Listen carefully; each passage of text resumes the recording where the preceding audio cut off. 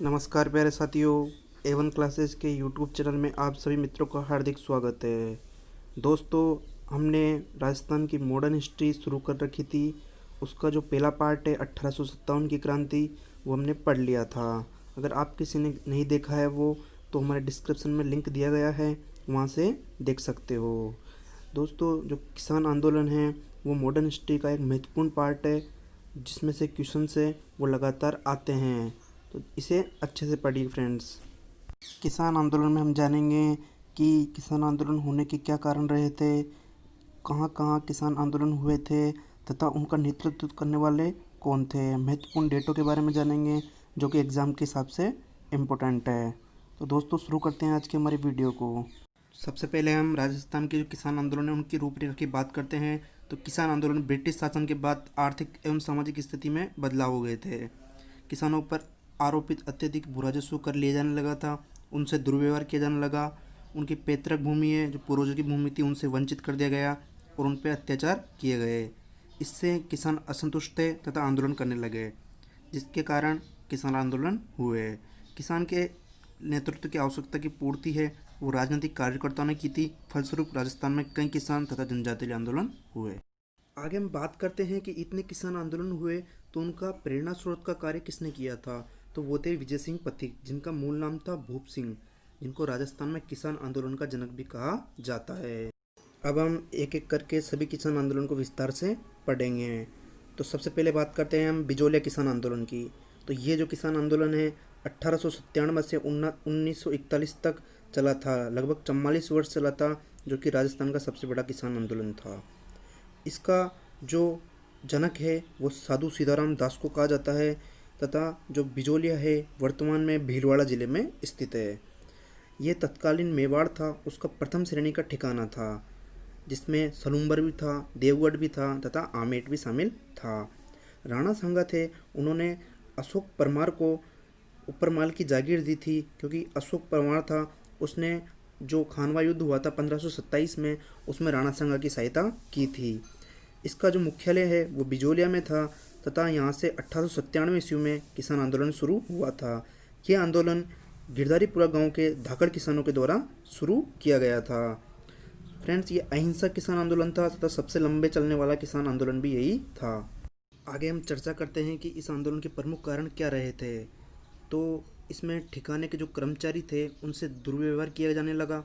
84 प्रकार की जो लाग बाग है वो ली जाने लगी। अधिक भू राजस्व लिया जाने लगा। तलवार बंधाई कर, चौरी कर लगाया जाने लगा।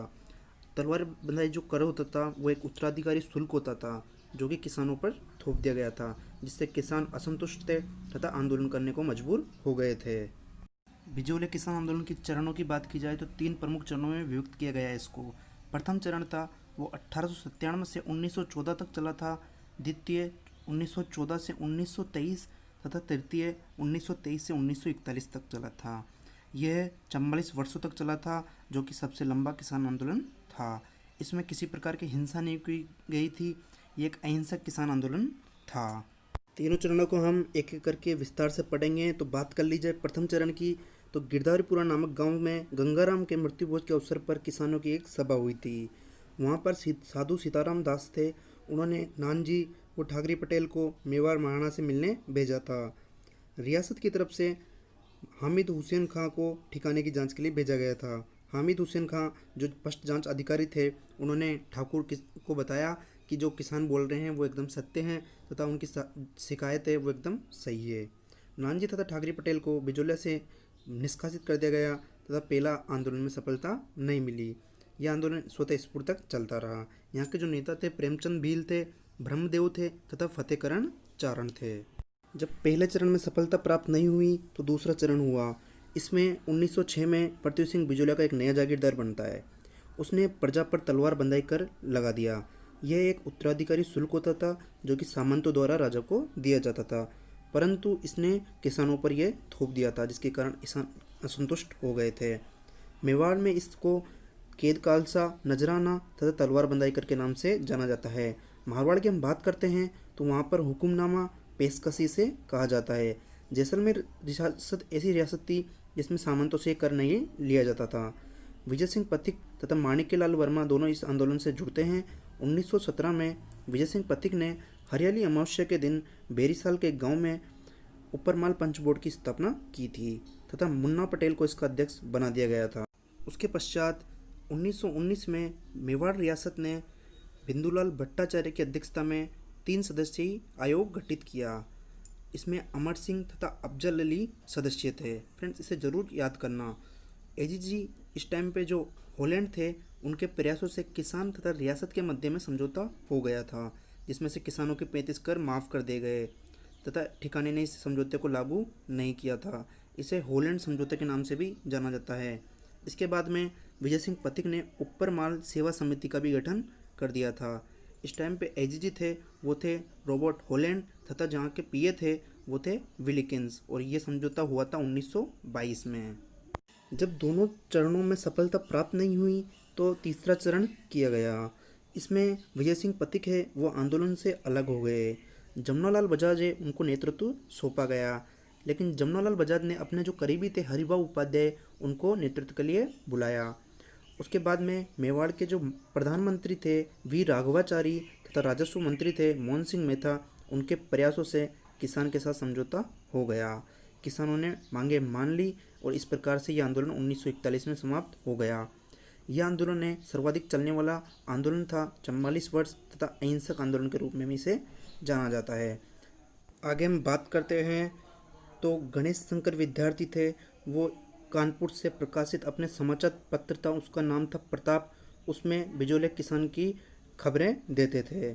माणिक्यलाल वर्मा थे, वो पंछिड़ा गीत के माध्यम से किसानों में जोश भरते थे। विजय सिंह पथिक है, उन्होंने ऊपरवाल का डंका नाम से एक पर्चा प्रकाशित किया था। भंवरलाल के थे, उन्होंने अपने गीतों के माध्यम से किसान आंदोलन का प्रचार किया। तिलक ने मराठा समाचार पत्र में बिजोले किसान आंदोलन के पक्ष में लेख लिखा था तथा मेवाड़ महाराणा थे, उनको भी एक पत्र लिखा था। प्रेमचंद थे, उन्होंने रंगभूमि उपन्यास में बिजोले किसान आंदोलन का उल्लेख किया था। इस प्रकार से इन्होंने अपने अपने तरीके से अपना योगदान दिया था और इस आंदोलन को सफल बनाने में मदद करी थी। तो फ्रेंड्स, इस प्रकार से बिजोले किसान आंदोलन यहाँ पर समाप्त होता है। इसके बाद में हम दूसरा प्रमुख आंदोलन पढ़ते हैं, बेंगो किसान आंदोलन। बिजोले किसान आंदोलन ने उन्हें भी जागृति उत्पन्न की एवं रामनारायण चौधरी, पथिक, माणिक्यलाल वर्मा ने किसानों को संगठित किया। बेंगो वर्तमान में चित्तौड़गढ़ में है तथा यह मेवाड़ रियासत का एक प्रथम श्रेणी का ठिकाना है। यहाँ का ठाकुर था अनूप सिंह टुंडावत तथा किसानों के अत्यधिक भू राजस्व थोप दिया। बेगार प्रथा विभिन्न लागों से परेशान होकर किसानों ने आंदोलन किया। 1921 में मेनाल में भैरवकुंड तालाब से यहाँ पर आंदोलन शुरू हो गया था।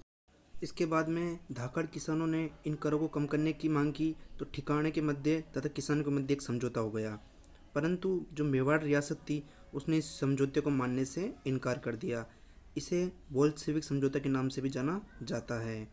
रियासत ने सेटलमेंट कमिश्नर था ट्रेंच, उसको मामले की जांच के लिए भेजा, परंतु किसानों ने इस ट्रेंच का बहिष्कार कर दिया। इसके बाद में जब गोविंदपुरा गांव में एक सभा हो रही थी 13 जुलाई 1923 को, तो ट्रेंच आया, उसने गोलियां चला दी। इस प्रकार से यहाँ पर रूपाजी तथा कृपाजी 2 धाकड़ किसान शहीद हो गए थे।